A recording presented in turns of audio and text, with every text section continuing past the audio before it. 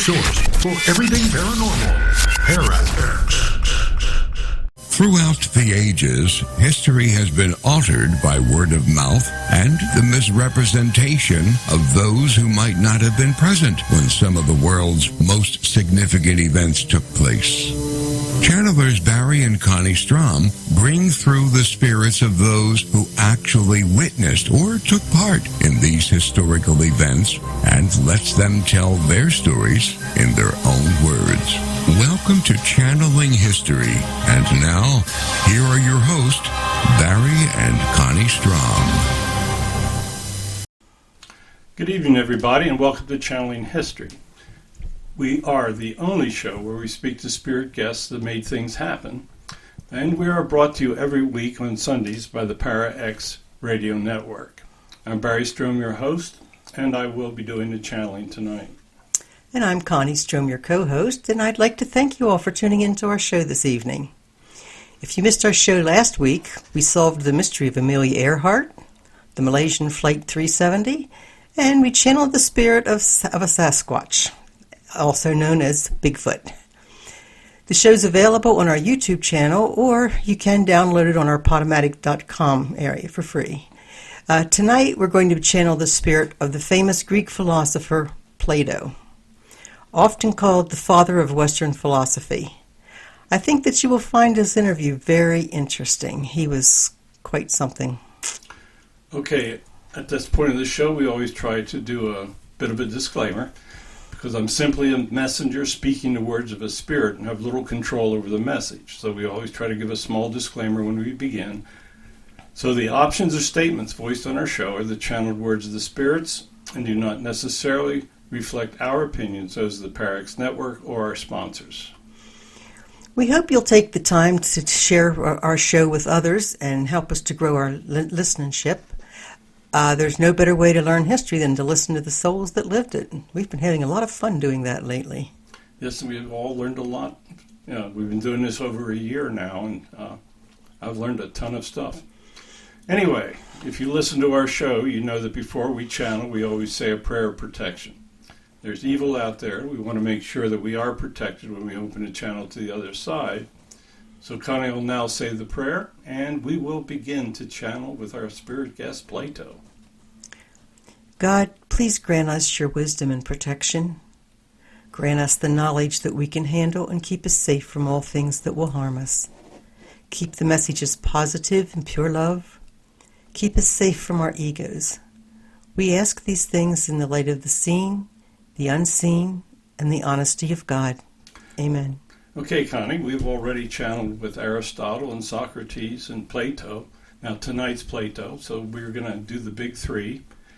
So anyway, it's going to be another very interesting interview, so let's get started. Okay, Plato, welcome. Would you like to start with a message? Absolutely. It's been quite a while since I've been able to talk to people, but I thank you for letting me come through tonight. When I lived in Athens, it was a much different time. Really, we were at the beginning of things. Previous generations had not thought much about the philosophical aspects of life. They worshipped many gods, and they truly did not understand the way of things. It was a time of the rebirth of learning. It was a time of the simple birth of learning many different experiences. I was honored to have an intellect that would put me on a par with some of the other great thinkers. And I was blessed to be sent back with some of the greatest minds that ever walked the earth. Imagine what it must have been like to be the first to come up with this sort of an intellectual depth of thinking. There were many that respected us, but there were also many that opposed what we were trying to do. Many thought that what we were speaking of was foolish and that it really wasn't true. Keep in mind that this was far before the birth of Christianity. So there was no way that any individual would have known of the power of Jesus or many of the other messengers that were sent back to start the other great religions. So anyway, I thank you for having me.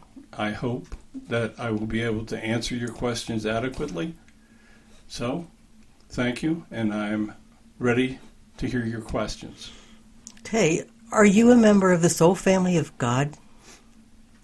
Yes, all of us that were sent back were members of the seventh level and have served God in many, many ways before.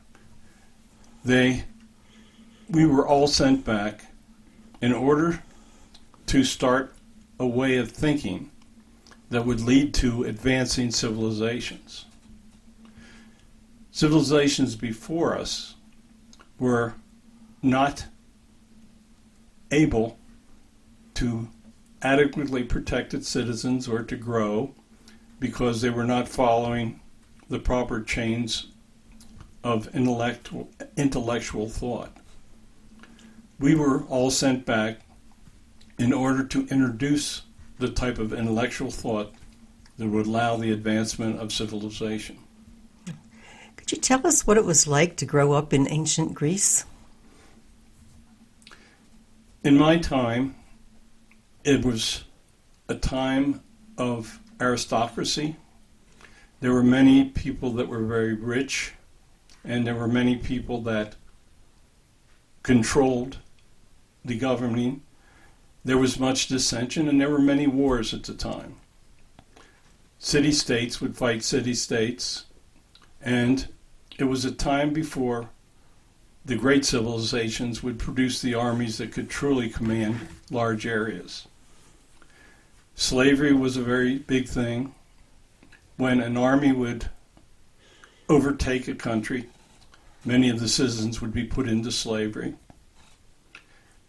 There was much poverty, and there was much wealth, much like there is today. How did the people of Athens worship in the 5th century BC? They worshipped many gods. They did not understand the concept of monotheism, and they felt that there were gods of fire, there were gods of war. Neptune was the god of water. There were many, many different types of gods that they worshipped. It was a time where many people would have altars with idols in their homes, and that they would pay homage to those images.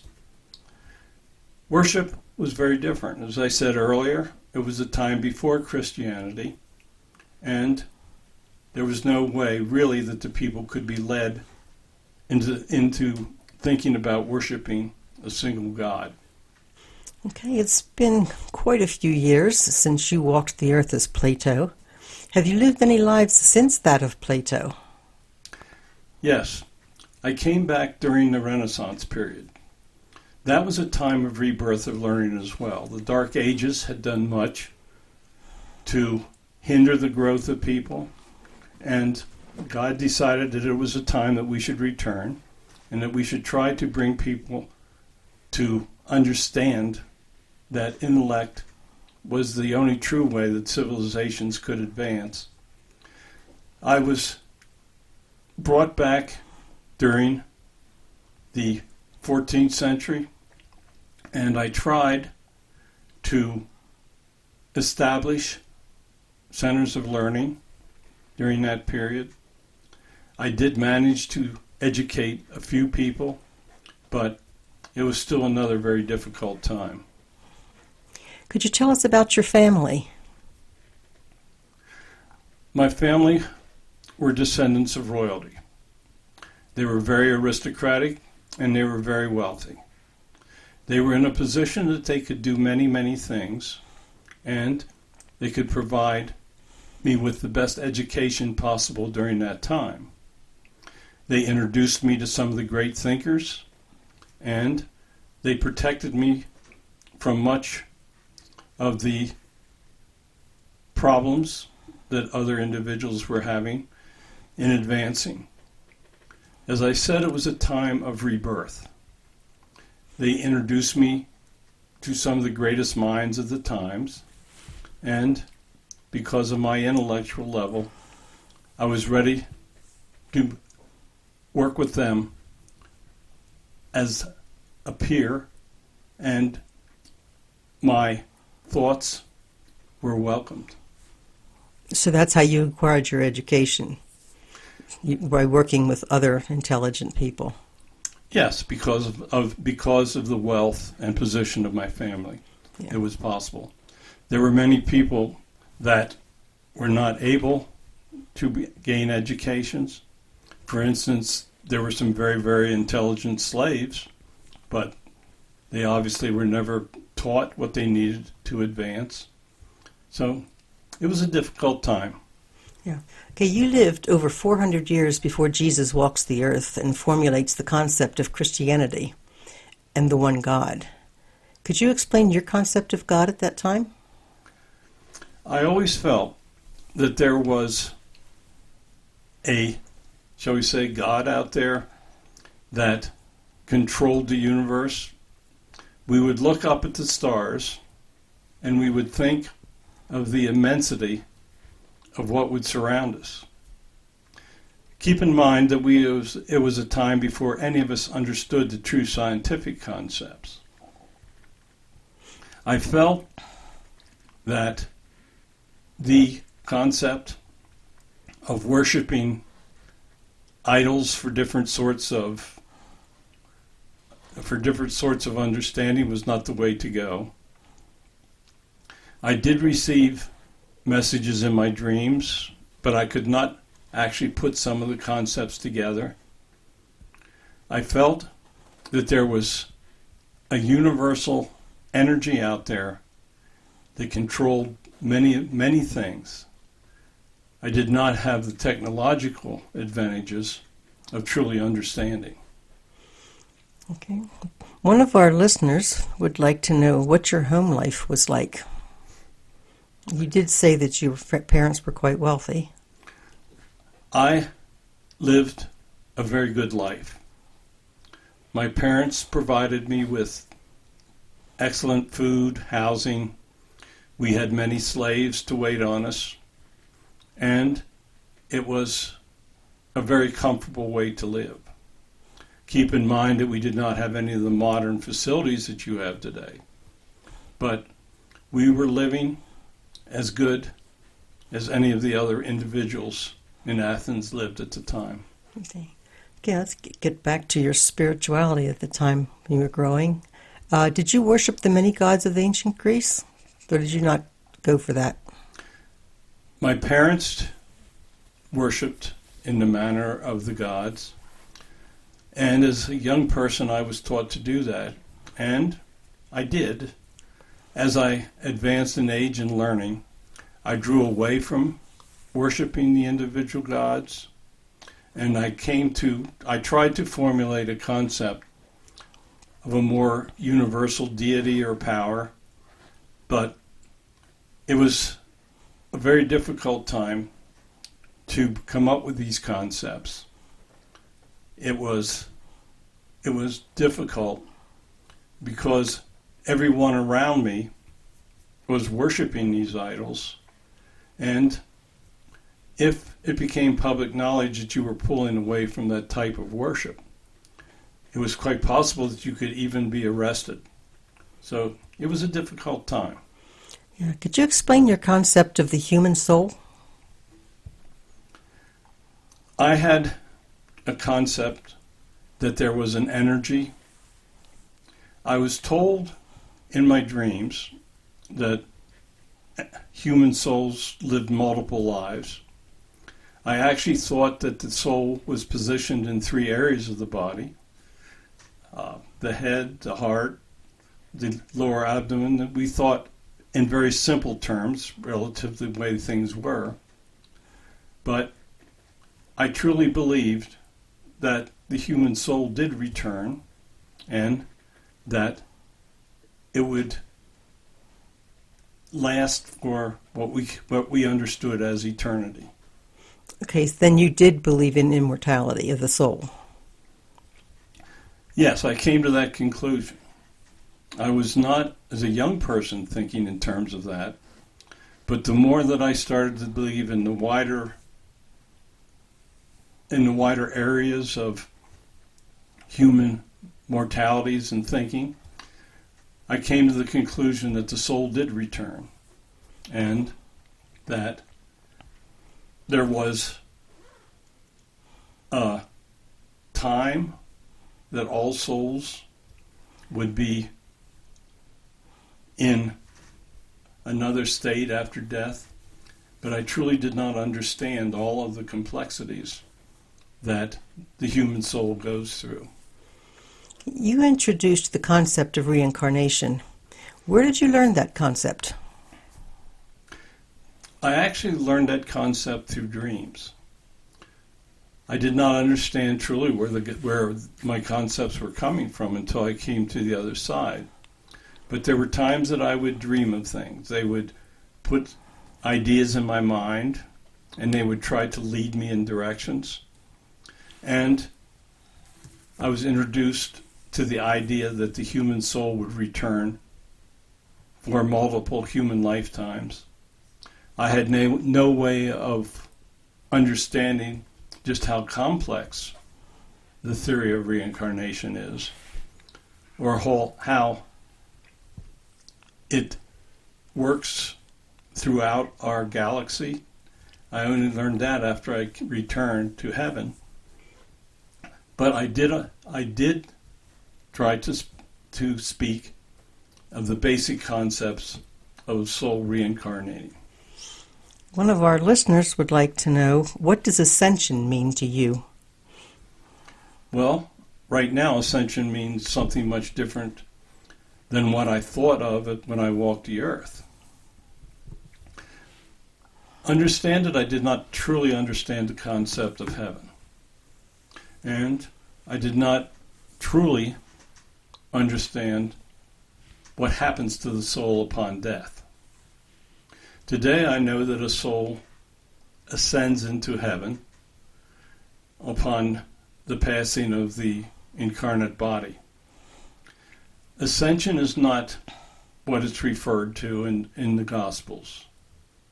The soul leaves the body and enters the dimension of heaven, which surrounds all individuals. The ancients thought of a soul ascending into a heavenly place in the sky. Well, that is not the way it really works. The only way that you are truly going to understand the concept of the soul passing is when you die and your soul leaves your body, and you will realize what is taking place. Were there anything in writings that came before you that actually mentioned reincarnation? Reincarnation was hinted at in some of the ancient documents. Keep in mind that there was nowhere that there were libraries or that all the documents from the past were stored. There was also no easy way to reproduce writings. Everything was done by hand, and paper did not exist. We used papyrus or wrote on other objects. But there was mentions by the ancients that a soul might have the possibility of returning to multiple lifetimes. We knew that there were bodies that had memories of prior lives. I had seen slave children with writing of objects that they had no idea could have existed.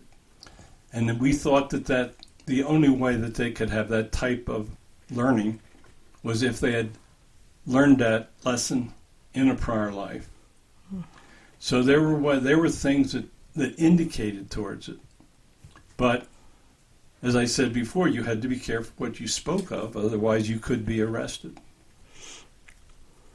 Okay. Our chat room is filling up. I do believe our listeners have been waiting for you, Plato. I will try to get to them in a few minutes. You spoke of immortal souls. Where did you get that concept?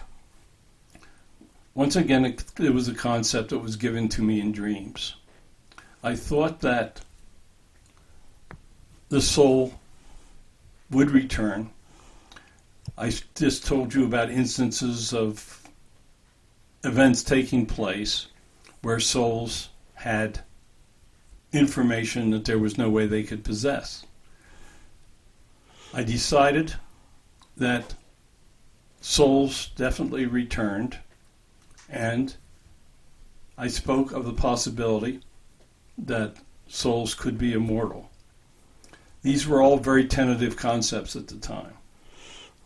Yeah. Okay. Did you believe that the constellations have souls? We did. We saw that the constellations seemed to take the forms of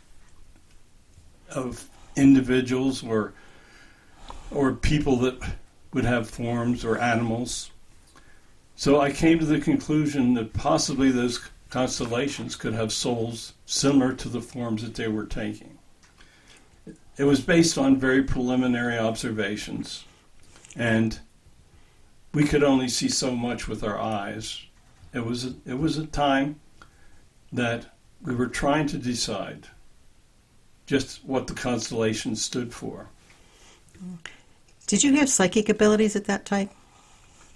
Yes, I did enjoy some psychic abilities, but I did not truly understand what they were.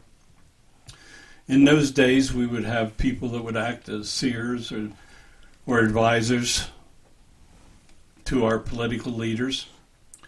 But I also did have those same abilities.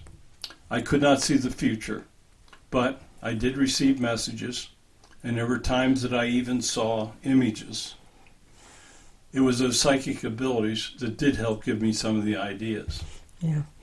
Okay, we've got a bunch of questions here. One quick one. Does the soul have a beginning? Now that I am here, I know that the soul had the same beginning as all energies of creation. But when I walked the earth, I had no concept of whether a soul had a true beginning or even a true end, and that was why I thought of the concept of immortality. Okay, let's try another one from the chat. The Allegory of the Cave is one of my favorite philosophical representations of conscious thought and subconscious thought. What inspiration or societal influence inspired its inception? Actually, the rudimentary ideas of what you're referring to as the Allegory of the Cave were from conversations that I had had with Socrates. He thought that if individuals were isolated from information, and if that information was given to people that were isolated, that they would not believe it. So Socrates actually gave me the basic concepts of this. I think that I advanced the thought process that he had given me, but it is truly an interesting concept.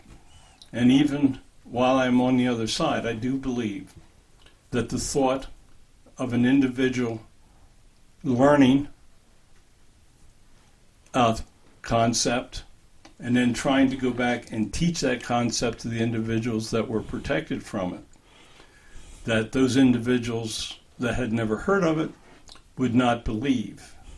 You can see that concept even today in that individuals will bring information. They will speak of things such as aliens or Sasquatch, and they will be rejected.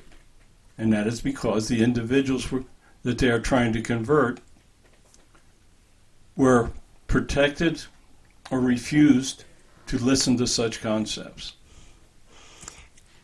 Okay, my questions have gotten away in the chat room.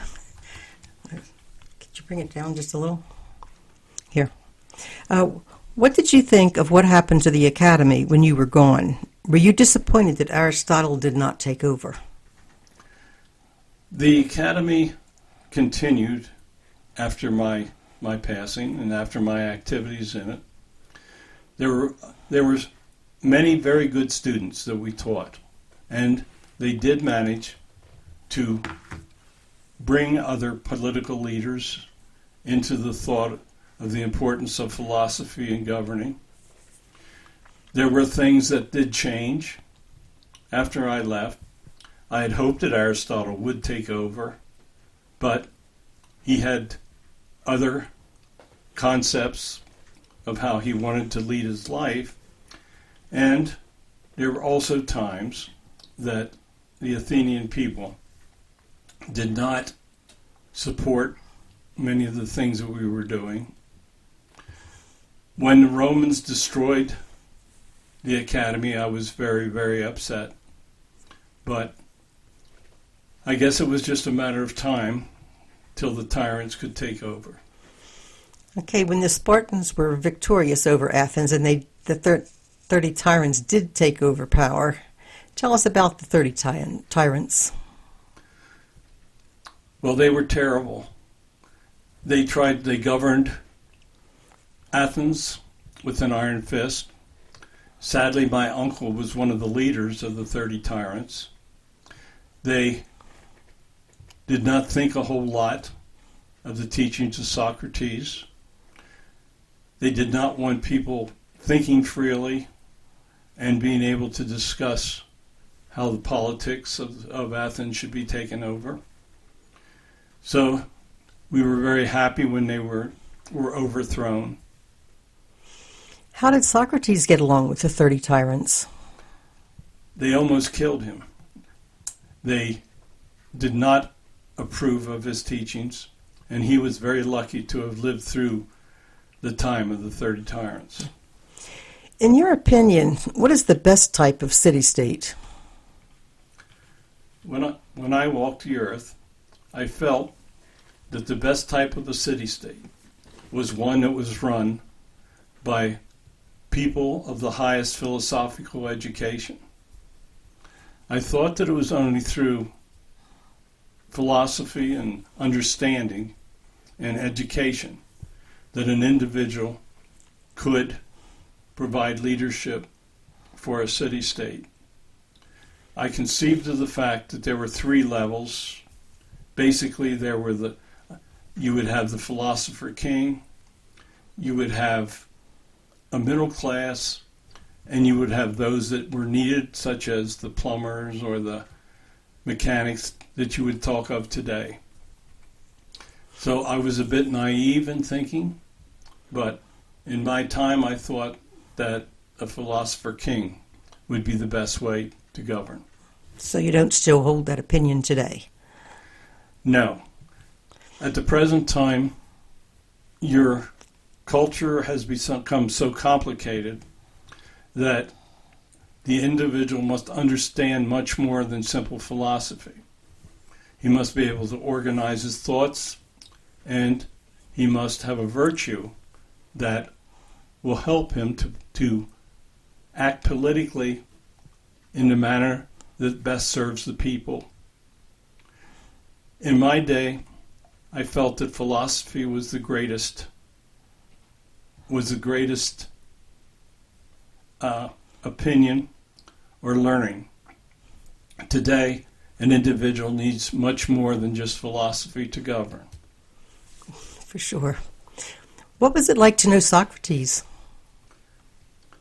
Socrates was a pioneer and was a truly brilliant person. He brought us many of the concepts. He laid many foundations, and he spoke of many philosophical situations and objects. Socrates was a true genius. He knew how to advance thought processes, and he understood the true ability of what individuals would need to pursue and what educations they would need for the times. Okay, Connie, it's time to take a little break here.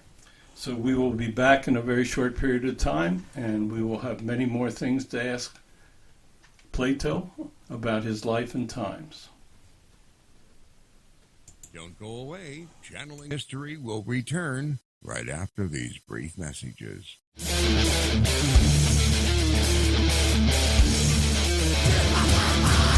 order for the light to shine so brightly, the darkness must be present. Tune in every Monday at 10 o'clock for Dark Sun Rising on the Para-X Radio Network.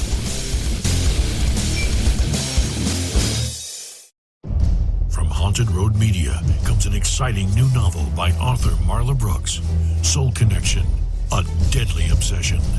Two lost souls, ripped apart by murder in another century, find each other again in the present, only to discover that the murderer has followed them through time. Can their love save them, or will history repeat itself? Find out in this captivating new novel by Marla Brooks, Soul Connection, A Deadly Obsession. Available now on Amazon.com and at BarnesandNoble.com.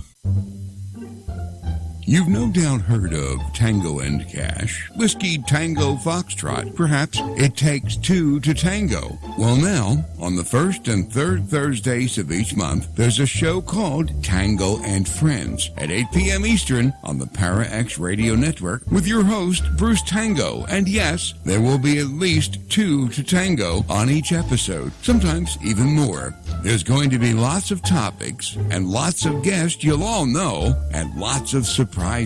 Tango and Friends every first and third Thursday of the month at 8 p.m. right here on the Para-X Radio Network. Have you ever wondered what Jesus and his followers would say if you could receive their messages today? In his new book, Spirits Speak, Channeling Jesus and the Holy Spirits, channeler and author Barry Strohm answers those questions for you. Using his gift of spirit communication, he brings you messages from such Holy Spirits as Moses, John the Baptist, Mary Magdalene, Mother Mary, Jesus, and even Mother Teresa and the Reverend Billy Graham. They discuss topics that are important for contemporary life in these troubled times. Spirits Speak, Channeling Jesus and the Holy Spirits is available on Amazon, Barnes & Noble, and other booksellers. Signed copies are available on the author's website, spiritspredict.com. After reading this book, you will never again say, "What would Jesus say or do?" Welcome back to Channeling History. Now, here are your hosts, Barry and Connie Strohm. Okay, welcome back, everybody. We've got a load of questions, so let's try to move forward as quickly as we can, Connie. Could you tell us about the death of Socrates? The death of Socrates, I thought, was an incredible injustice. Socrates actually chose his own death rather than to leave or to take leave of Athens. It was a very, very difficult time for me because I had loved Socrates and he was an incredible teacher. I was so sorry that his life had been cut short, and I must admit that I advised him to leave Athens and not to stand trial. He felt that with his logic he could defend himself, but he truly underestimated the evil of the governor. How old were you when he was executed? I was 25 years old. And how did that execution affect the rest of your life? I felt that the teachings of Socrates should be the foundation upon which my work would begin. I spoke of him often. Socrates did not have many written documents, and actually I'm not aware of any that truly survived. So I kept in my dialogues to mention him and to try to associate his ideas with some of mine. I felt that he was one of the great teachers of all times, and I wanted his name to be known in the future, and that is why I spoke and wrote of him in so many different ways. Did you do any of your own writings before his death? I tried to do some writings, but I was so overcome by being around such a great mind as Socrates that I truly was only beginning to formulate some of my own ideas. In some of your works, Socrates plays a major role, and in other works, a smaller or non-existent role. Why did he play such a diverse role in your writings? When I wrote and had Socrates playing a major role, it was because I was trying to basically publicize his concepts and ideas. When I would be trying to work out some of my own ideas and concepts, I would reduce the amount of time that I mentioned his name, or I would reduce the role that he would play in that writing. Okay. Then I believe from something you said earlier, you do think that Socrates should not have taken that poison in his death sentence. He should have fled the city. Absolutely. He was such a brilliant mind that I could not conceive of that mind being put to death. I think that if he had fled the city, he could have done much more to advance philosophical thought. Yeah. Okay, you were the first person to mention the lost city of Atlantis. Where did you learn about the city of Atlantis? A lot of folks that are listening tonight, and even I was earlier, wondering, well, we thought Atlantis was in the Caribbean, but there's no way you were at the Caribbean back in those days. There were the ancients in their writings spoke of a city that disappeared into the ocean.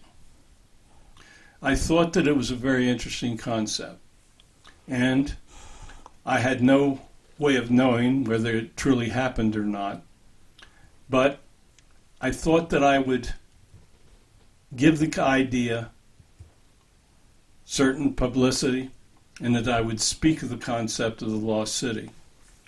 But I know now that since I'm on the other side, that there were lost civilizations that were covered with the oceans, but there was no way that the ancients could really have understood what took place. Let's hit the chat room again. What are the top 3 messages that you have for U.S. citizens today? I would tell the citizens today that they need to learn and think for themselves. They need not to be led by individuals in your communications organizations that are trying to mislead. I would tell them that they need to think for themselves and make their own decisions. I would tell them that they need to vote for individuals that will truly attempt to do what is best for the people of the country.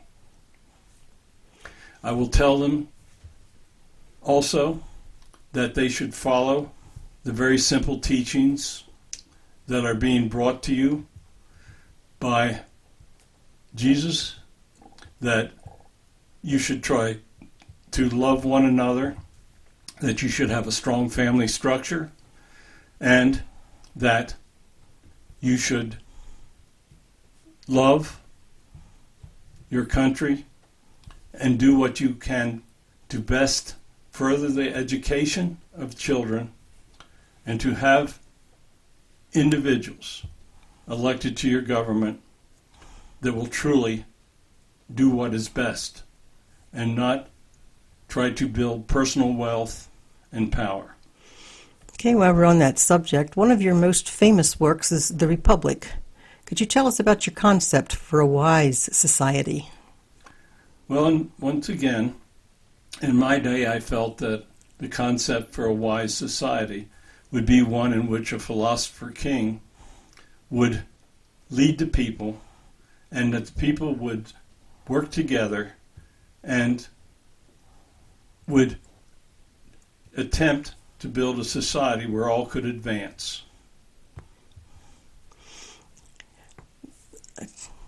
Do any of our modern governments conform to your concept of a wise society? I laid out a framework that many of the founders of your country attempted to follow. The idea of a true democracy will have many problems, but there is no other system that has come around that can do any better job of governing. You now have many forms of government that I did not understand or have in my time. Socialism and communism did not exist. They are very, very difficult and dangerous forms of government. People need to understand that those two types of governments will only lead to failure. If a government has wise leaders, if they're well educated, and if they truly want to do the betterment of the country, then that is the form that a modern government should take. Okay, is it true that the more you know, the more you don't know? Absolutely.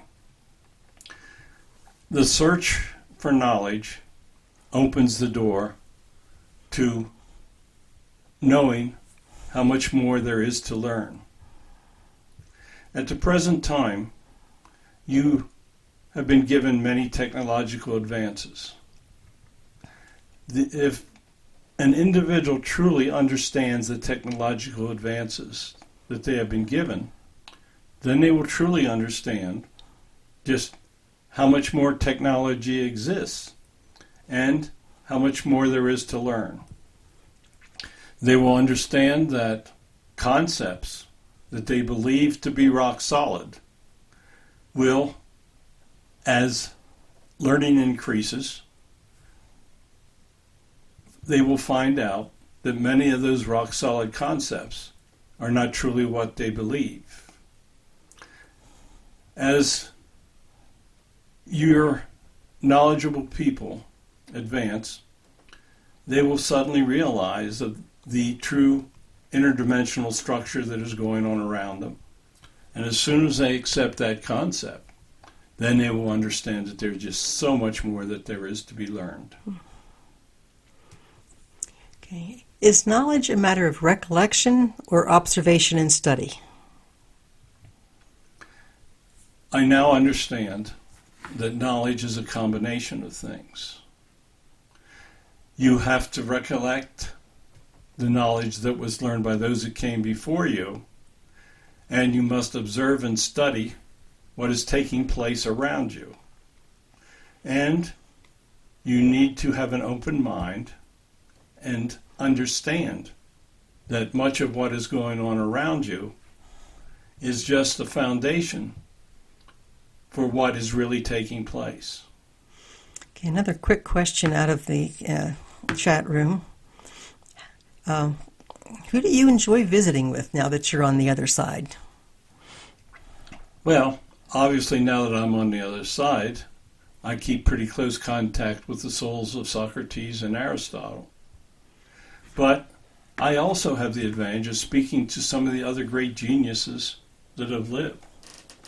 For instance, we have become very close with Albert Einstein. He was an incredibly brilliant person, and his advances were very different from those of ours when we walked the earth. We focused on philosophy, and he focuses on math and technological advances. There are many other great minds here. Hawkins is a great person. He has just joined us, so we are still learning from him. But there are many, many truly great minds that are here. Tesla is here with us.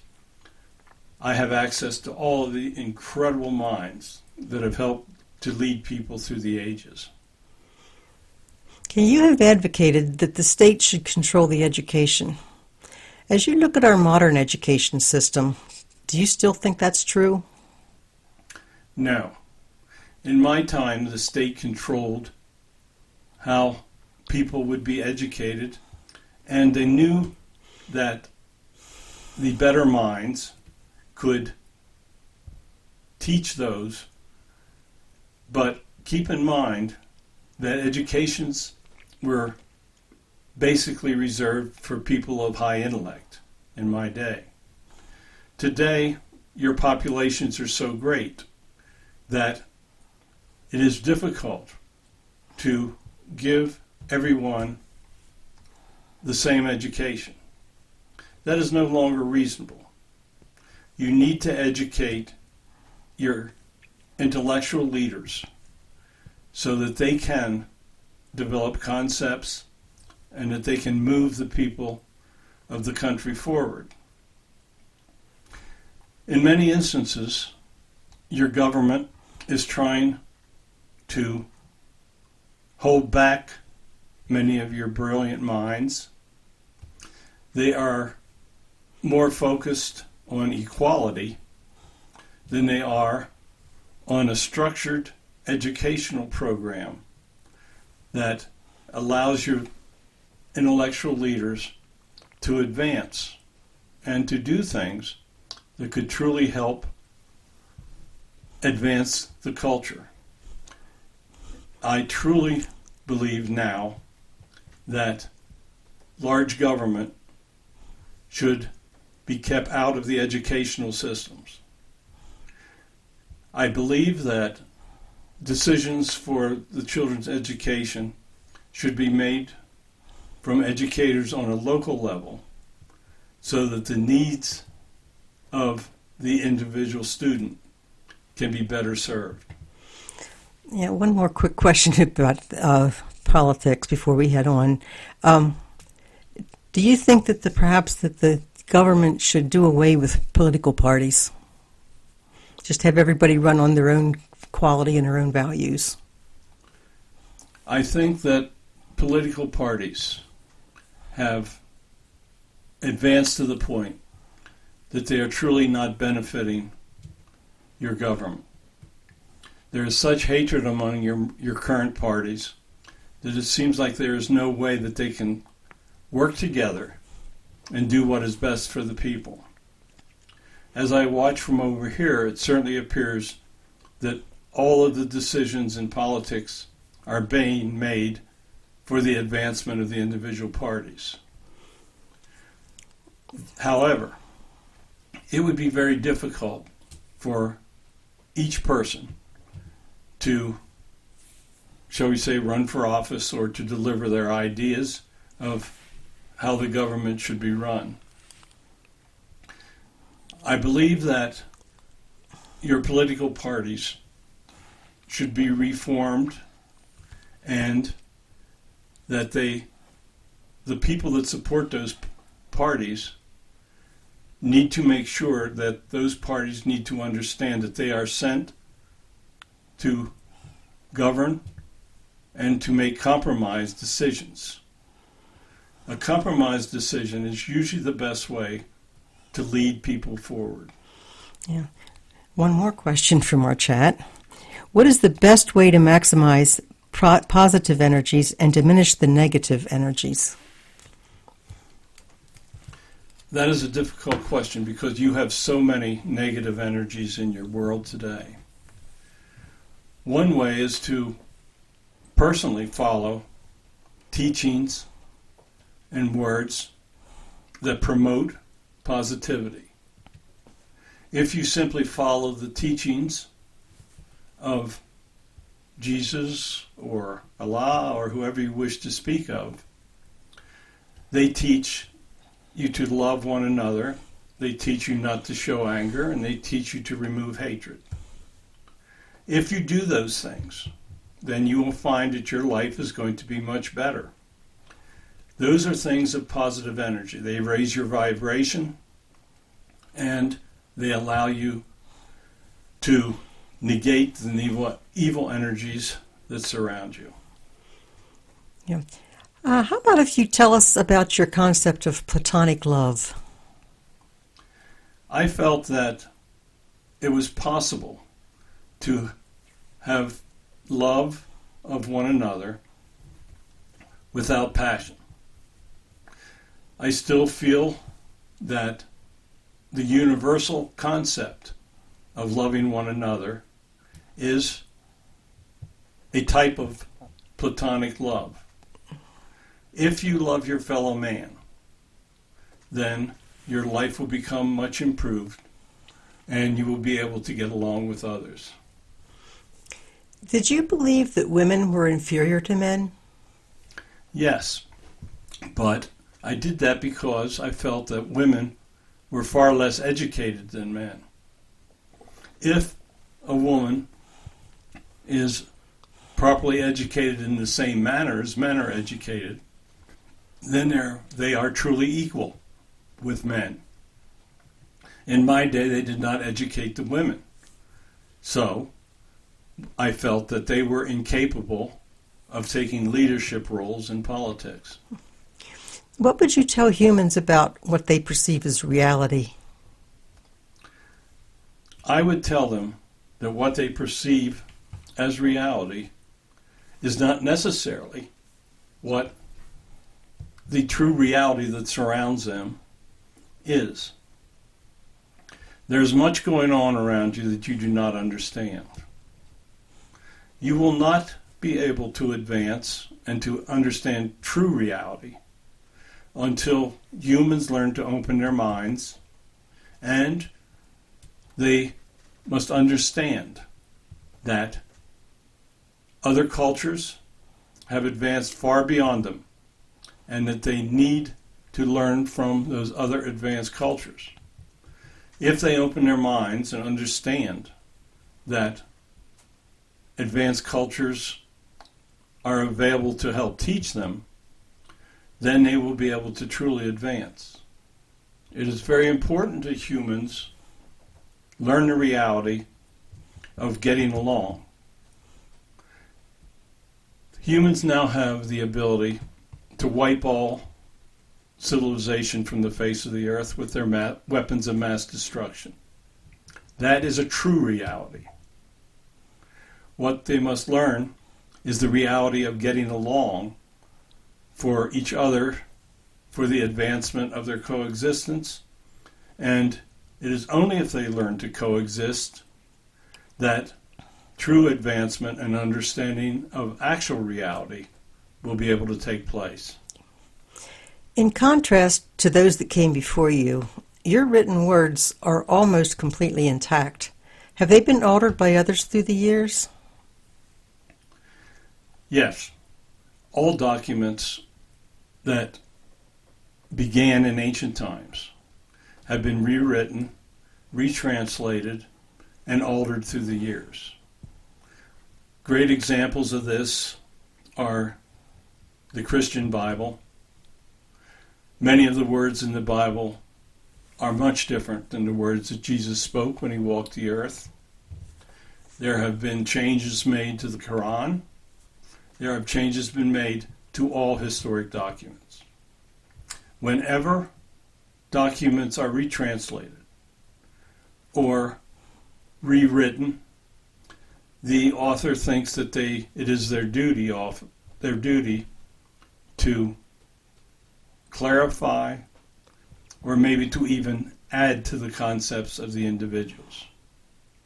My works are relatively intact compared to many of the other documents. Yeah. In your dialogues, why didn't you ever speak to the audience directly? I felt that it would be better to use terms that addressed individuals in indirect manner. I wanted to trigger the individuals that read my writings to think for themselves. Philosophy is a science where individuals are taught to think for themselves and to come up with modern concepts. I felt that by writing in the style that I did, I could motivate people into thinking for themselves. In your opinion, does democracy always degenerate into tyranny from the conflict between the rich and the poor? That is what we see happen through the ages. Athens had democracy, and it degenerated to the rich and the poor. Currently, you are trying to practice a type of democracy, and there are individuals that have become incredibly powerful and rich. There are also many people that are being affected by things such as your inflation or the virus or many other things. And your government is currently transitioning to a conflict of rich and poor. It is only through electing officials that believe in the truth that all men are created equal, that they have to coexist and get along. It is only then that a democracy can work. Well, once again, we have run out of time, so would you like to end with the final message, Plato? Yes, I would. I want to thank you for allowing me to come here tonight. And I have tried to give you my opinions, and I'm sure that there are many out there that will disagree with many of my opinions. When we are on this side, the one thing that we want to do is to guide incarnate individuals to making decisions that will help them to get along and coexist.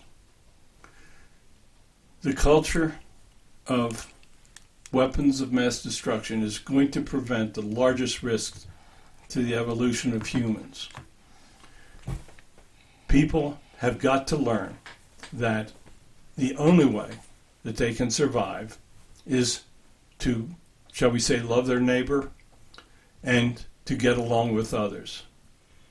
There's no such thing as inequalities of race, creed, skin color, or any of the other things that separate people when you're on this side of the veil. Know that it is possible that humans can learn to get along.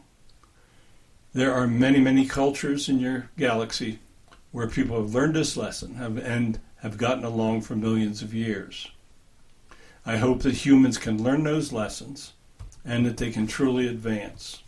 So thank you for allowing me to come through. If you would like to have me speak with you again, I would be more than happy to do it. Thank you, Plato. It's been wonderful. God bless you. Okay, guys, next week we're going to have another interesting show. We're going to interview the spirit of President Franklin Delano Roosevelt. He was our longest-serving president and guided our country through the Second World War. You can submit questions or recommendations for future shows through our email channeling historyontparax@gmail.com. Please don't forget my latest book. It's called Spirit Speak, Channeling Jesus and the Holy Spirits.